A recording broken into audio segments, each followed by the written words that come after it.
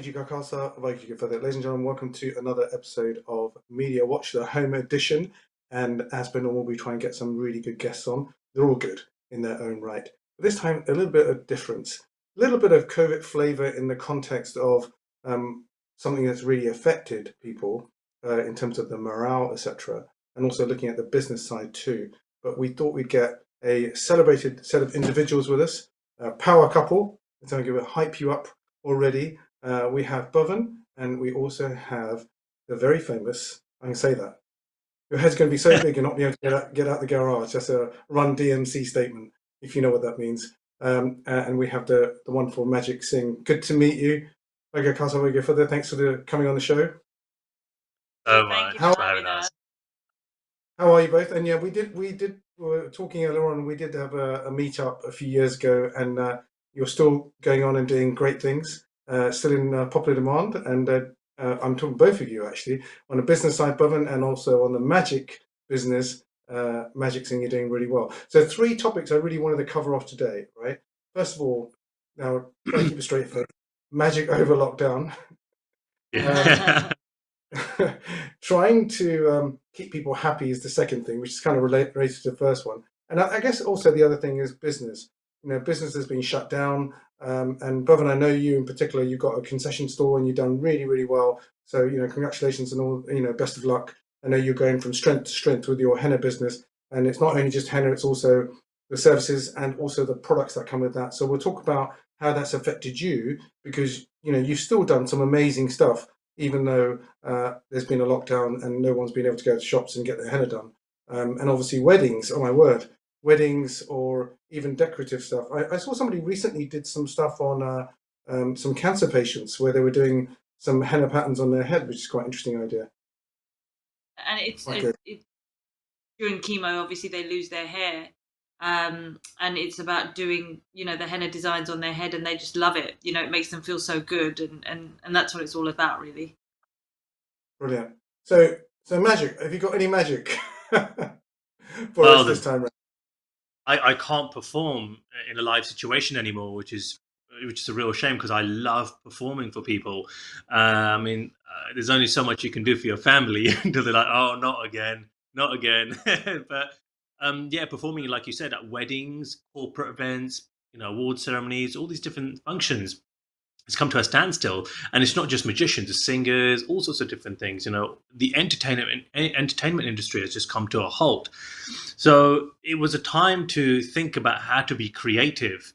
And the way to do it is everyone is on Zoom or Skype or FaceTime, all these different platforms, and online is the way forward.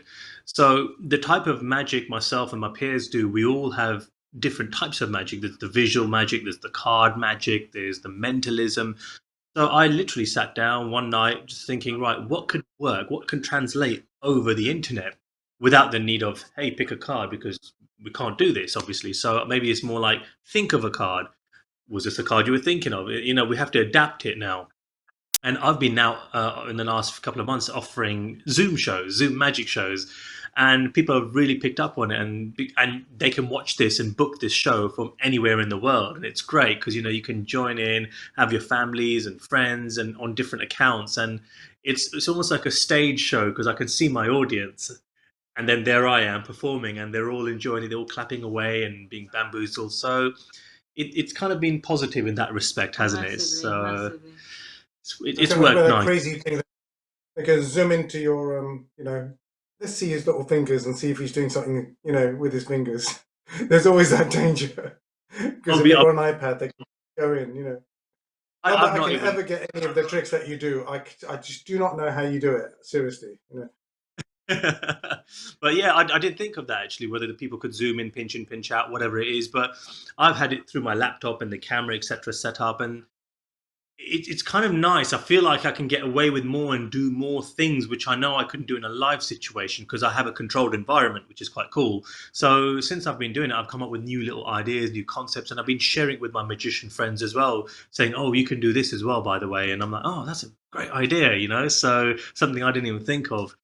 And again, it just comes down to the whole creative process, what works and what doesn't work. And it's kind of weird because it kind of feels like I'm starting again, because there are certain things I'll try and I didn't get a certain reaction. I'm like, oh, okay, that reaction wasn't as expected. So I'll just drop that particular trick or routine out and replace it with something else. And it's a learning curve, so it's working. That's the main thing. It's always an evolution, isn't it? Trying to find what works with audience, and it's a different kind of audience, isn't it? That are kind of even more in a scrutinization, you know? Yeah. Oh, exactly. Yeah. It's great, and it doesn't let you get comfortable. You've always got to continue to innovate and offer in a different way. And when he's done a couple of Zoom shows, he said, "Oh God, I'm nervous," just like he is about to perform for them in real life, and that's a good thing to have. It still keeps you on your toes and shows that you're still hungry for it and you want to do your best. Yeah, absolutely. Have you done stuff for kids? Have you been, because obviously kids have suffered a little bit because they're stuck indoors, and sometimes people are in a good situation. They've got a lot of facilities at home, and we've heard a lot about education where some kids are at a disadvantage because they don't have access to the internet or they don't have as much technology that other kids would have. But have you, and kids who have their birthdays during that period, can't have their friends round, have you done any shows for kids to help boost their kind of mental well-being? The issue I have is, I wouldn't say an issue. Majority of my work is tailored towards adults, so it's not really for the children. But then I always have set routines which do work for children really nicely. I have a show coming up this weekend, and it's an 8-year-old birthday party out in the States, and they've got loads of children joining in. So, but they're all fans, so they are aware of my work, so they'll recognize the things I do on my Instagram, my TikTok.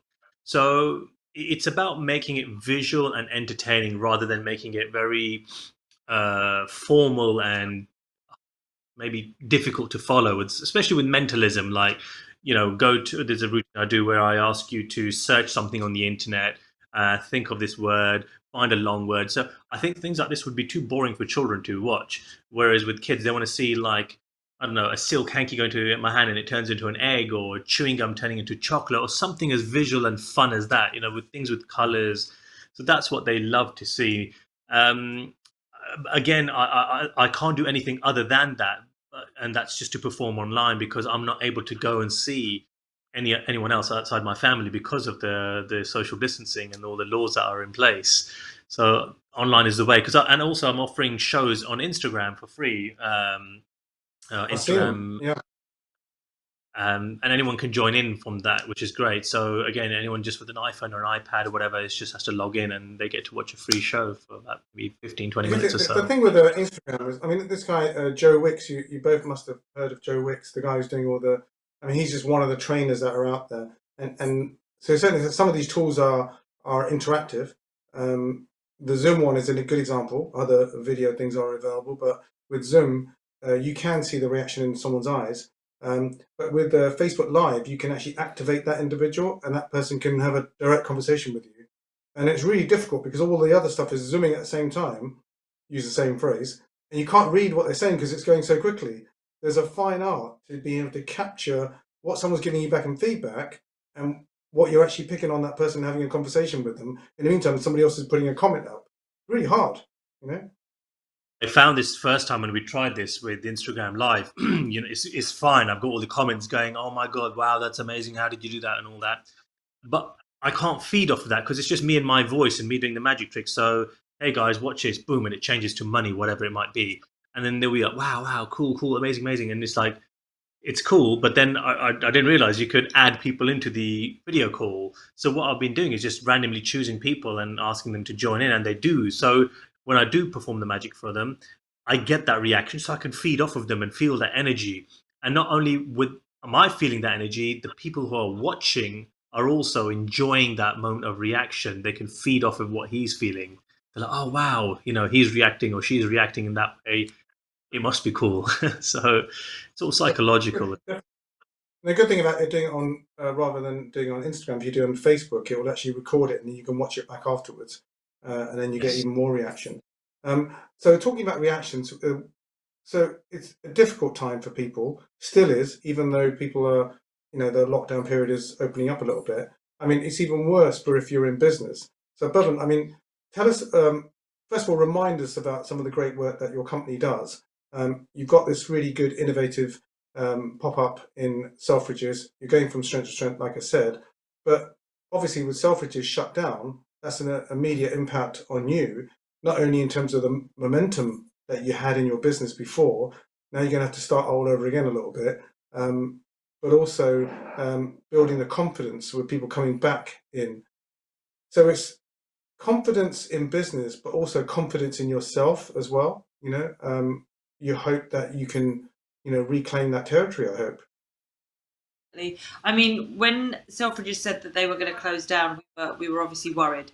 But what we'd been working on beforehand over the winter months of last year was our products. So what my aim was when we launched our henna bars in Selfridges, Harvey Nichols, Milan, Barney's, New York, all of these amazing places, was to have the service available to everybody.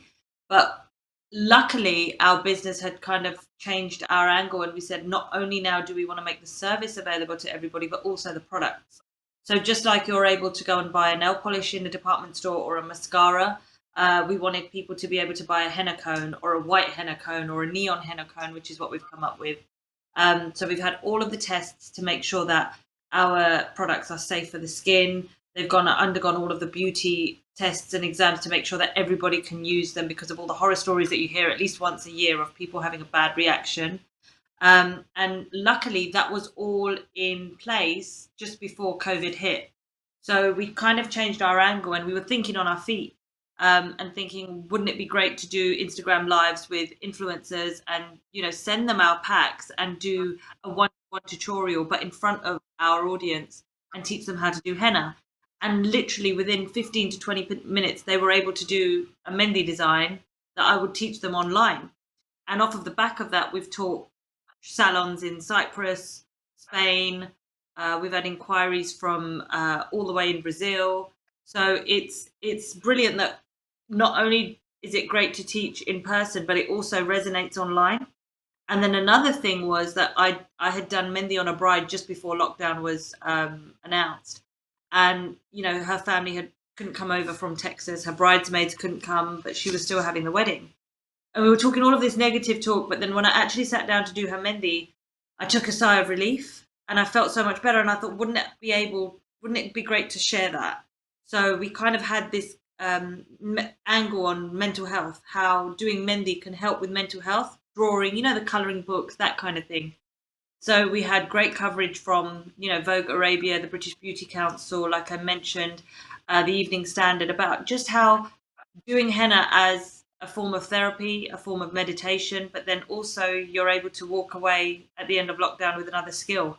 The products are easy to get hold of, and doing the designs on yourself, it's like everyone can paint their nails, but they will always go and get it done professionally. So it's nice to have the option, if you've got a henna cone lying around and you want to be able to do something on yourself, we're giving them that option. So really, really interesting idea. Really interesting that what both of you have done. I mean, I was going to ask you, Magic, in a second, but what's really interesting is that you've taken this situation and you've innovated from it. So, like you were saying, Pavan, about you've got the colouring aspect of it. You're training up people. Effectively, you've got agents out there, inverted commas, people that can be brand ambassadors for you. You've done some work in, researching the product, making sure that it's, clinically okay in terms of it, it passes all the regulations and stuff. But I mean, for you, Magic, do you not? You've had to innovate, obviously, by using that tech. People being more available. It's a question for both of you. By people being at home and being more available, do you think they're more open to think about different things, or do you think they can think more creatively if they're sitting at home? What's your view on that? I totally agree with this, and we both had this discussion many times since lockdown kicked in. I know there was a lot of panic where people are thinking, "Oh my God, what we're going to do for money, what we're going to do for food, etc., etc."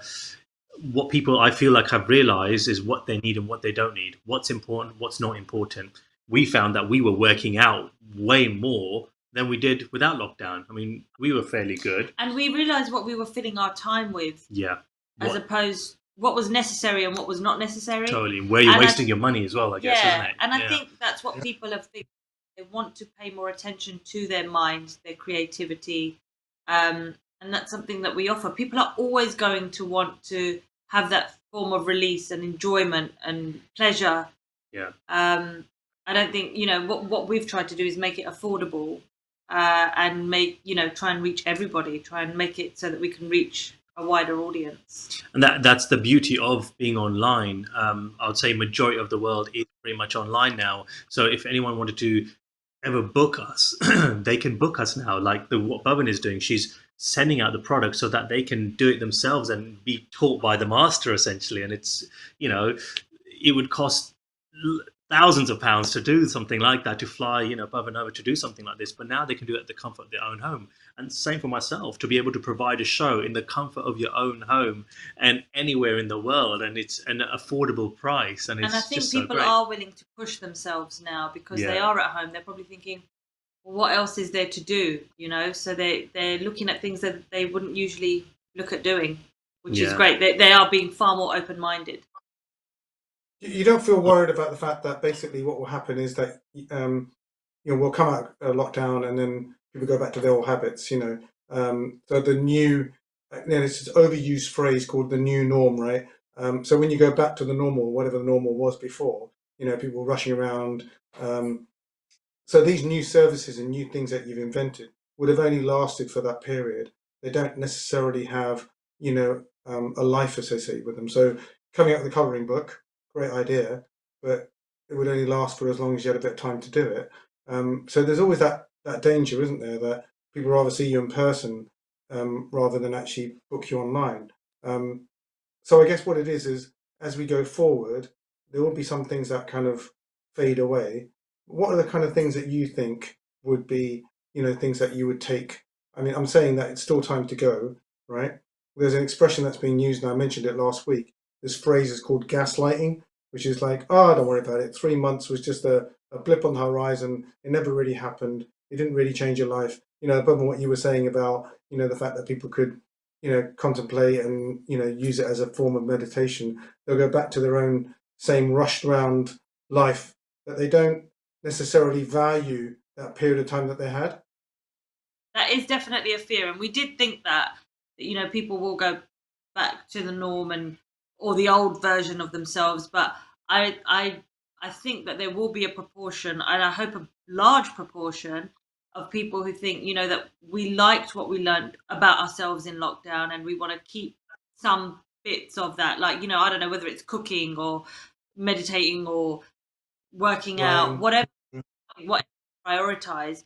I'm sure people will hold on to that. And another thing is what we were working on that we've pushed hard during COVID is something we were working on before it was even something, before it was even a thing. So it's a direction that our company were going in anyway.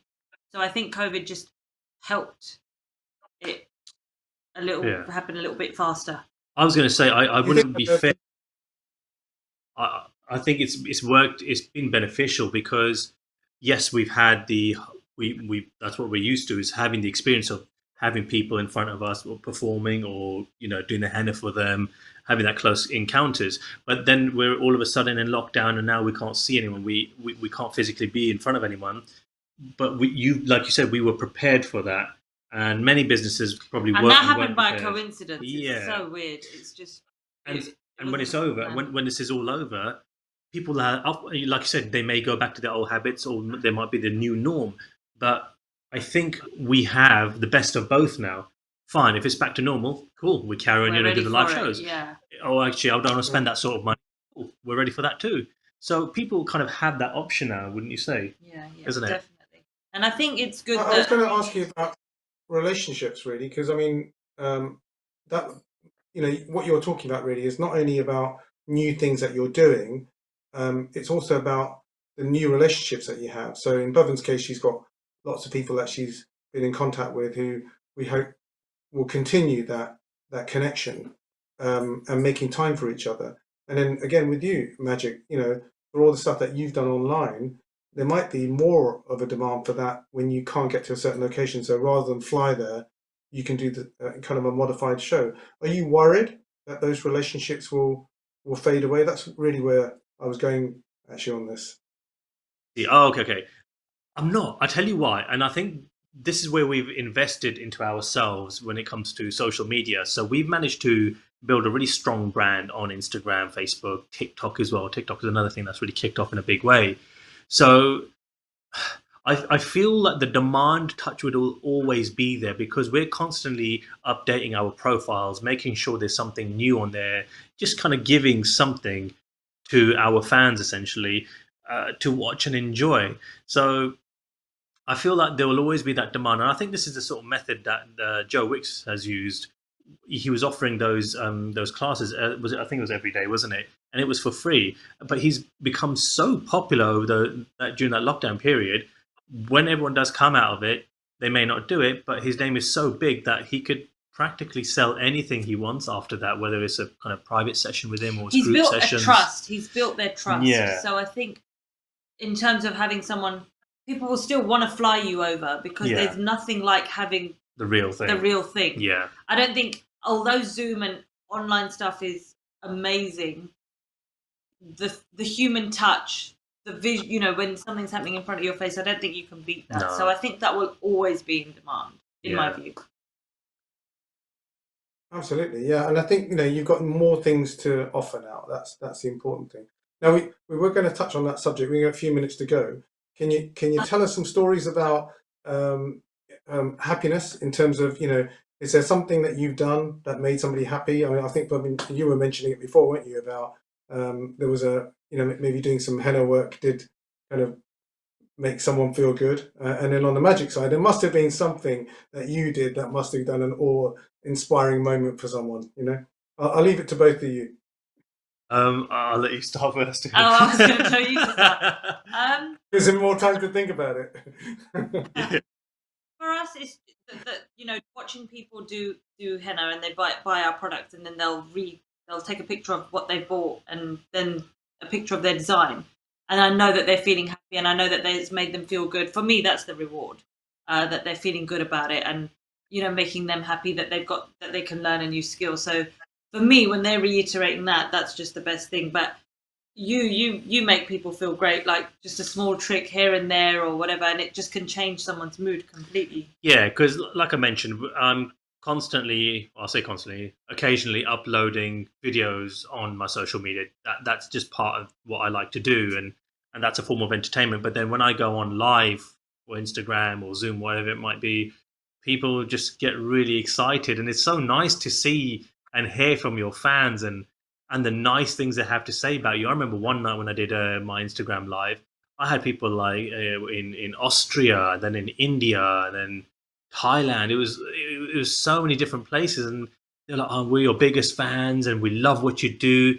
I'm thinking, wow, you know, you're able to connect, and now all of a sudden, it's 2 a.m. there, and it must have been about 8 o'clock in UK time, and yet they've stayed up until that late just to watch me for, you know, for about half an hour, and that means everything, you know, to put a smile on someone's face. And your show, he did a show for BBC Three. Oh, of course, yeah. And he taught magic to some kids who didn't have a very great upbringing. And because of the magic that you taught them, one of them wants to pursue magic now. So those are the rewarding things, I think. Yeah, that's pretty amazing stuff. I know whenever you see stuff coming from, because you never really truly know your fan base or where they're based. You know, I think I did a show once, a radio show, and then somebody had downloaded a podcast and they were playing at the beach in Australia, and he sent me an email saying, "All right, I was listening to this in a beach shack." I was going, "Whoa, wow, okay." And then I did another show, and somebody was going out for a run. It was because I do a particular music show, and they were going out for a run. So I really liked the track. I liked it so much, I rewound it, and I actually did an extra mile. And it's just those little kind of stories that you get from how you've made that connection and how you made somebody feel. I think that those are things that you can't put a price on it, but it's the fact that you've actually touched someone's heart somehow. You know, you've made a difference to somebody in their kind of everyday action. So that's a great thing that you guys do. Like you actually said, is well, the reward is for us. You look how great you felt when you were told that. You know, you feel so great. You feel rewarded, and same with yourself. You know, you can't put a price on things like that, and it's just a wonderful feeling. And that's why we do what we do. We love it for that reason. It fuels us to do more and more. Well, I do wish you every success in the future. Our time is up. I want to say thanks so much for making time out. for against your busy schedules of being online, and it'd be even worse in a few weeks' time. You're not only online, but you have to physically go and meet people as well. So, Pavan, best of luck in the business as it's going forward. And Magic, so good to see you, and I wish you all the best for the future. And I would take this message of connectivity to the next phase. Yeah, Definitely. Definitely. We'll see you soon. Bye. All the best. Bye bye.